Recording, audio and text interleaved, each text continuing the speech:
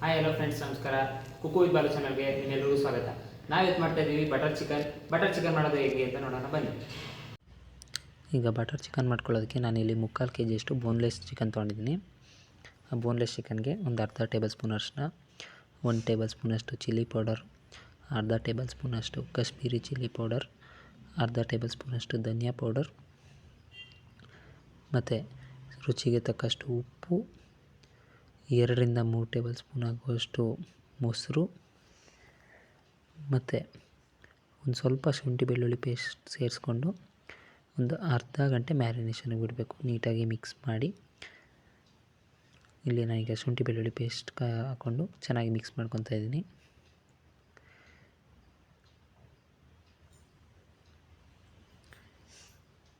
ಈಗ ಇದು ಚೆನ್ನಾಗಿ ಮಿಕ್ಸ್ ಆಗಿದೆ. ನಾನು ಇದಕ್ಕೆ ಸ್ಮೋಕ್ ಕೊಡ್ತಾಯಿದ್ದೀನಿ.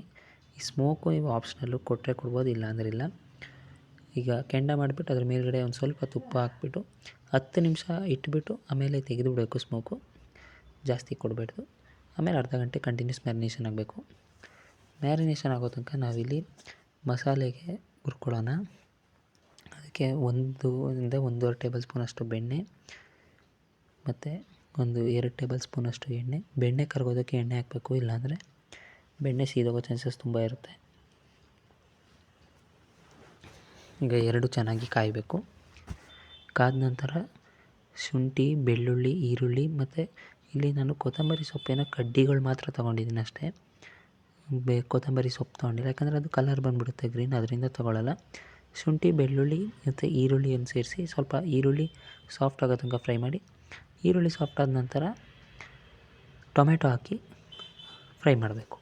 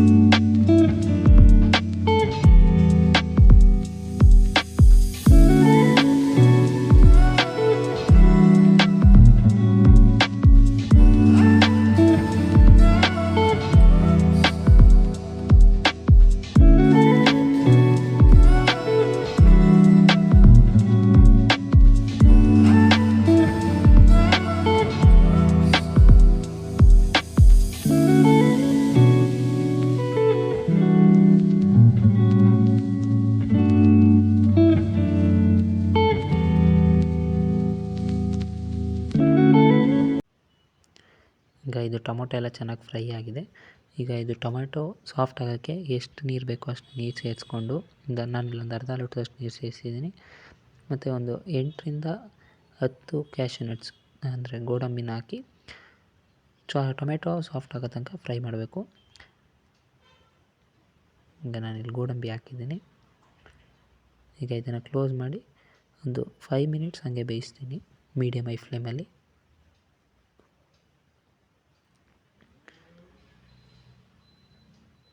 ಮಿನಿಟ್ಸ್ ಬೇಯಕ್ಕಿಟ್ಟಿದ್ದೀನಿ.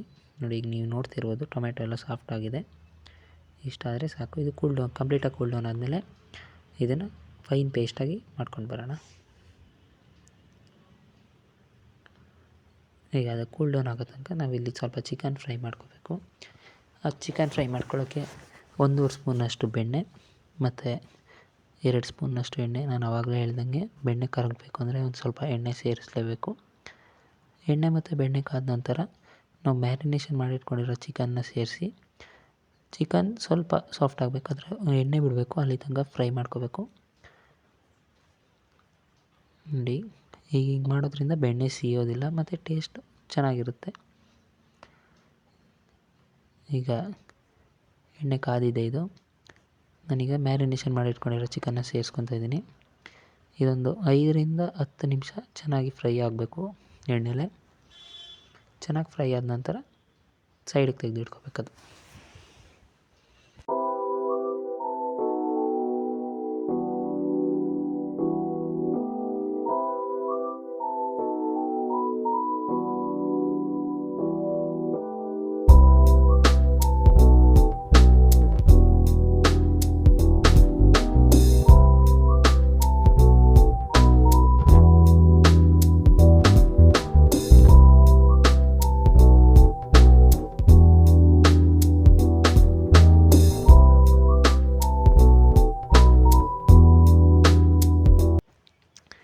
ಇದು ಚೆನ್ನಾಗಿ ಫ್ರೈ ಆಗಿದೆ ನೋಡ್ತಿರ್ಬೋದು ನೀವು.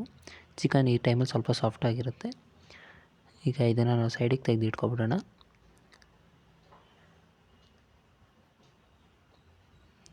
ನೋಡಿ ಇಷ್ಟು ಚೆನ್ನಾಗಿ ಎಣ್ಣೆ ಎಲ್ಲ ಬಿಟ್ಟಿದೆ ಅದು. ಈಗ ಅದೇ ಬಾಣಲಿಗೆ ಒಂದು 2 ಟೇಬಲ್ ಸ್ಪೂನಷ್ಟು ಬೆಣ್ಣೆ, 2 ಟೇಬಲ್ ಸ್ಪೂನಷ್ಟು ಎಣ್ಣೆನ ಸೇರಿಸ್ಕೊಂಡು ನಾವು ರುಬ್ಬಿಟ್ಕೊಂಡಿದ್ವಲ್ಲ ಆ ಮಸಾಲೆನ ಸೇರಿಸ್ಕೋಬೇಕು. ಆ ಮಸಾಲೆ ಸೇರಿಸಿ ಒಂದು 2 ನಿಮಿಷ ಕುದಿಸ್ಬಿಟ್ಟು 2 ನಿಮಿಷ ಆದ ನಂತರ ಕುದಿಸಾದ್ಮೇಲೆ 1ರಿಂದ 1.5 ಟೇಬಲ್ ಸ್ಪೂನಷ್ಟು ಕಾಶ್ಮೀರಿ ಚಿಲ್ಲಿ ಪೌಡರ್ ಹಾಕಿ ಮತ್ತು ಚಿಕನ್ ಹಾಕಿ ಚೆನ್ನಾಗಿ ಕುದಿಸ್ಕೊಂಡ್ರೆ ಬಟರ್ ಚಿಕನ್ ರೆಡಿ ಆಗುತ್ತೆ. ಕ್ರೀಮ್ ಆಪ್ಷನಲ್ಲು, ನೀವು ಬೇಕಾದ್ರೆ ಹಾಕೋಬೋದು, ನಾನು ಇಲ್ಲಿ ಹಾಕಿಲ್ಲ. ಸರ್ವ್ ಮಾಡ್ಕೊಂಡು ತಿನ್ಬೋದು. ಚೆನ್ನಾಗಿರುತ್ತೆ. ಇದು ತುಂಬ ಟೇಸ್ಟಿಯಾಗಿರುತ್ತೆ. ಈ ರೀತಿ ಒಂದು ಸತಿ ಟ್ರೈ ಮಾಡಿ ನೋಡಿ.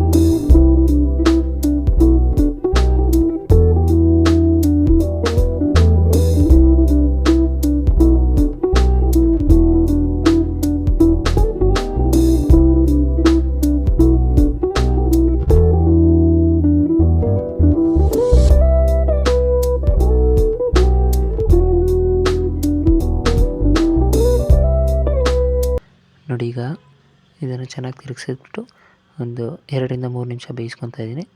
ಇಷ್ಟೇ, butter chicken ready. Cream optional, ನೀವು ಬೇಕಾದ್ರೆ ಹಾಕೋಬೋದು. ಈ ವಿಡಿಯೋ ನಿಮ್ಗೆ ಇಷ್ಟ ಆಗಿದ್ರೆ ಲೈಕ್ ಮಾಡಿ, ಶೇರ್ ಮಾಡಿ ಹಾಗೂ ಸಬ್ಸ್ಕ್ರೈಬ್ ಮಾಡಿ.